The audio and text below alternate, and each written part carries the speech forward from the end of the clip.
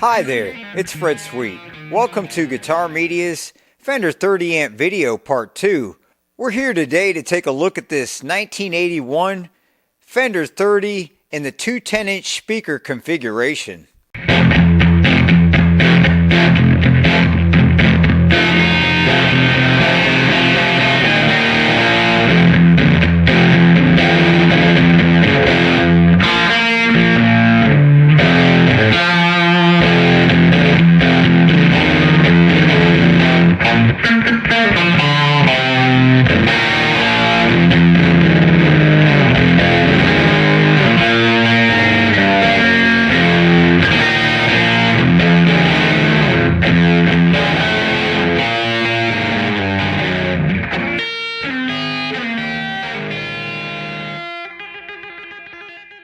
In part 1, we experimented more with selection speakers. In this video, we stick more to the Jensen drivers.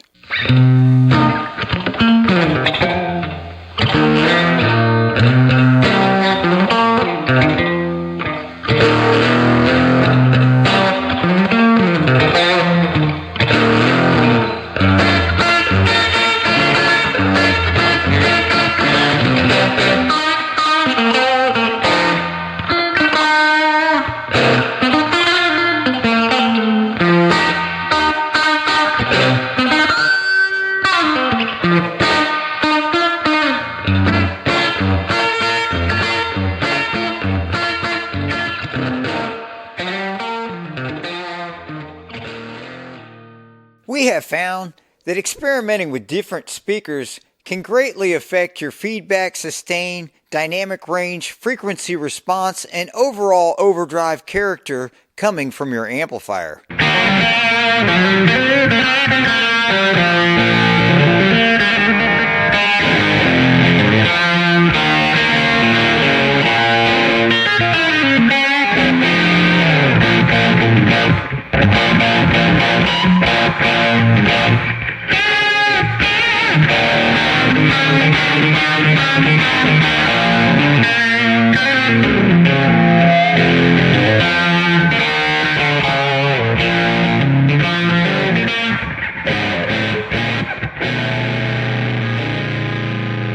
Classic vintage Fender amplifiers were mostly available with 2 different types of output tubes, the 6V6s and the 6L6s. While we find the use of the 6V6s in smaller amps, typically higher voltage amps, we find the 6L6s. These 2 different types of output tubes have different gain structure type characteristics and frequency response characteristics. The 6V6 output tube has much more mid-range focused frequency response as well as a crunchy sort of overdrive character and gain structure, whereas the 6L6 has more of a full range hi-fi type sound and remains much cleaner sounding across the audio spectrum.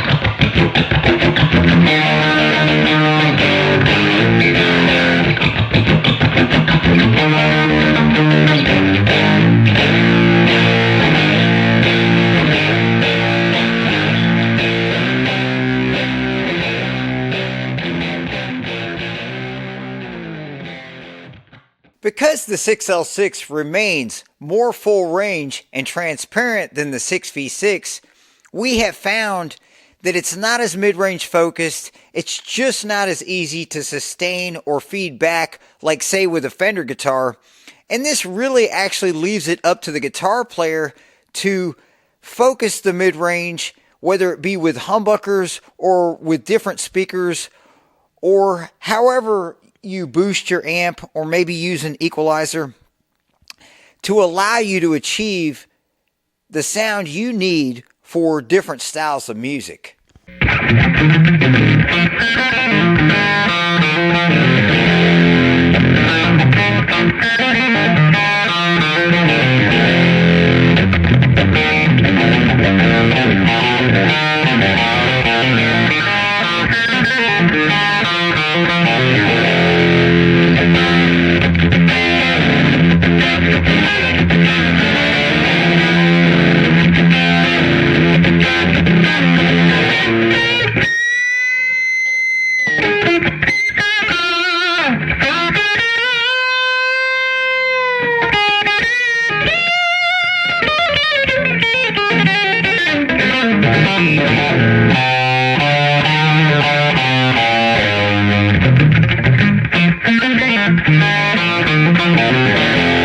As a guitar player, by isolating your frequency response, this actually helps with your overdriven tones quite a bit.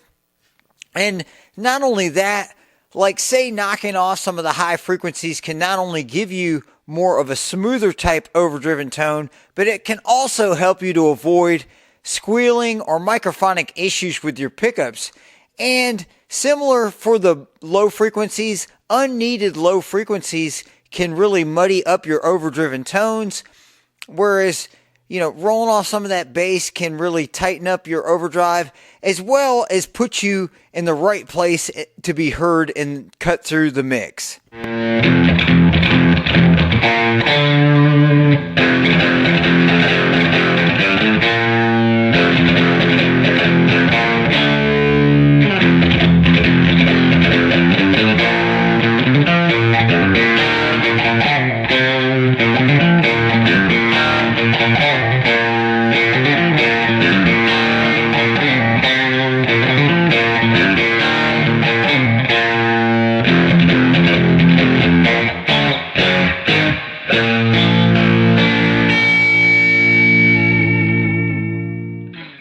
Capitalizing on the right mid-range frequencies can help you attain balance throughout the guitar. For example, when you play on the low strings and the bottom all the way up to the top, obviously we want to hear everything coming out loud and clear and similar to the same volume. This can also help with your sustain and feedback if it's wanted. This will allow you to get sustain from the bottom all the way to the top much more evenly, and maybe perhaps more closely to the note that you want to sustain, or even other harmony notes that you want to sustain.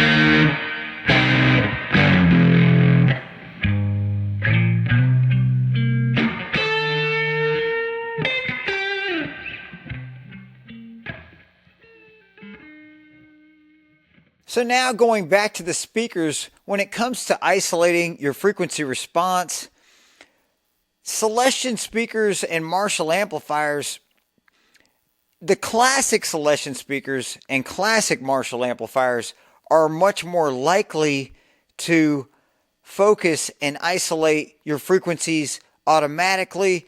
Pretty much when you dime everything out, they just have the voice that they have, and it's not really a full range voice, and it doesn't really change that much. Whereas Fender amps and Jensen speakers are much more hi-fi across the board in classic Fender amp designs and Jensen speaker designs.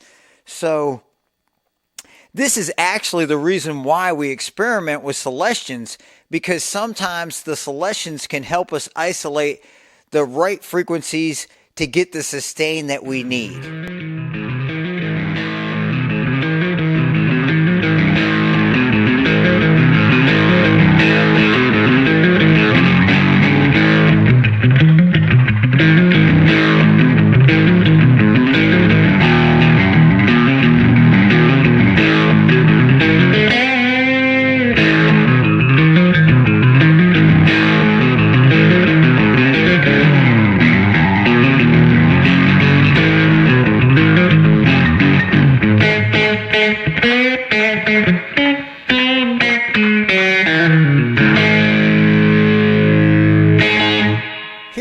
go a little more in depth about the tubes and back to the tubes. And really, for so many years, we've actually been on the hunt for the psychedelic sustain. And this is something that Jimi Hendrix gets with the Marshall Super Lead with EL34s and the use of a fuzz face with his Stratocaster. And actually what it is it's actually an octave sustain. So when we get the octave sustain on a Fender guitar, this is what we refer to as the psychedelic sustain. Well, this sustain is something that we've tried to get on pretty much every Fender amp through all of them, pretty much classic Fender amps from 6V6s to 6L6s, all the way up to the twin reverb and even PA units. And we have found that it is very difficult with 6L6s to get this type of psychedelic sustain, and especially in any Fender amp with 6L6s. And it's because they're full range, they just don't want to do it. It doesn't want to work. But jumping back to the Marshall amps I've played in the past that were actually able to do it with a very similar output tube, the 6550 is also a full range tube. And it was the 2204, which is basically the 4010 50 watt combo. You know, I was able to get this type of sustain by dialing the treble all the way back, the mid-range all the way back, and basically running up the bass. And this would isolate the frequency in the preamp section for me to be able to get the gain and sustain from that amplifier. Another amplifier that I was able to do that with was a 1976 Marshall 2203. And this was actually the first 100 watt, which also ran on 6550 output tubes.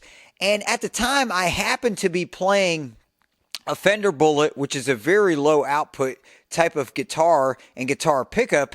And the chord actually had begun to go bad. And so the chord was actually dropping the volume of the guitar even further. And at that time, I was able to turn all the controls to 10. And while I didn't even know what I was doing, was able to get an impressive psychedelic sustain. And one more last and final Marshall amp that I was able to get the sustain with 6550s was the 1968 Marshall Major 200 watt amplifier that someone had modified in the mid 80s to what we call the Van Halen mod, which was once again the cascading gain stages and the first preamp valve that allowed the amp to have enough overdrive and isolate the frequencies of the mid-range enough to get the psychedelic sustain without having to boost the amplifier.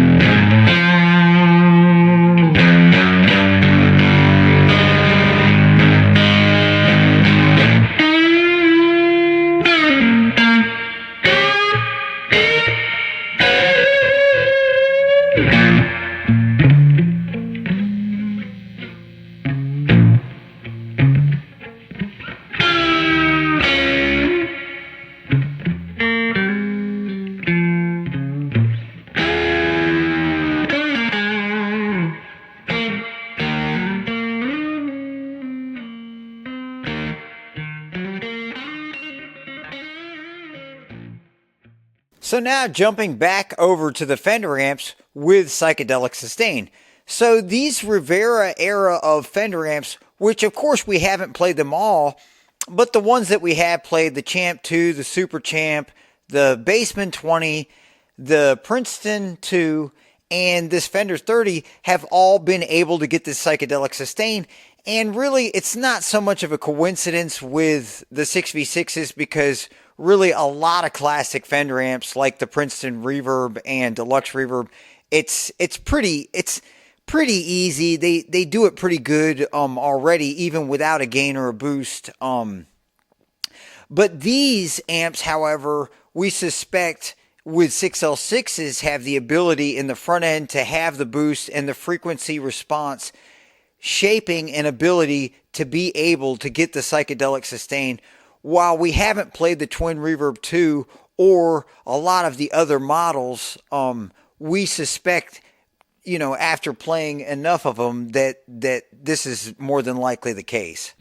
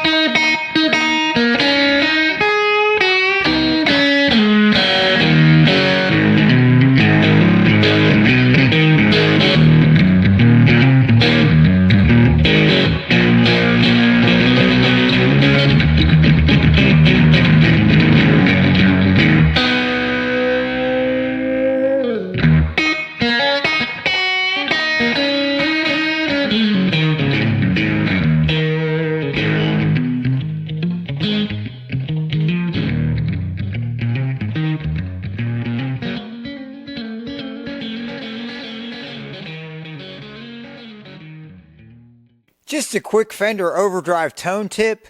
If you turn your Fender amp up pretty much wide open like we do for overdrive reasons, then changing your phase inverter tube, which is the last preamp tube before your output tubes, can in some cases greatly change the flavor of your overdrive, that as this tube typically in most Fender amplifiers is where actually most of the overdrive that you hear is coming from.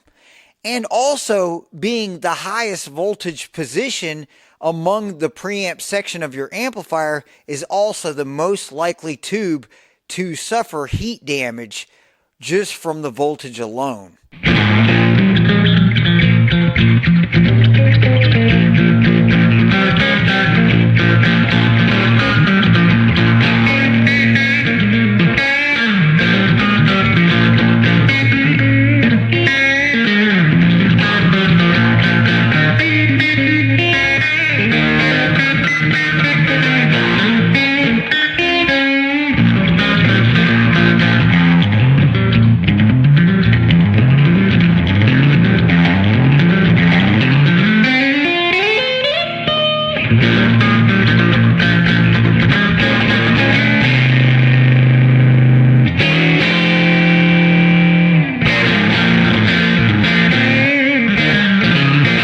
Please like, comment, and subscribe if you would like to see more of our videos ranking higher in the Google and the YouTube algorithm. Thanks for watching, and check our channel for our latest videos.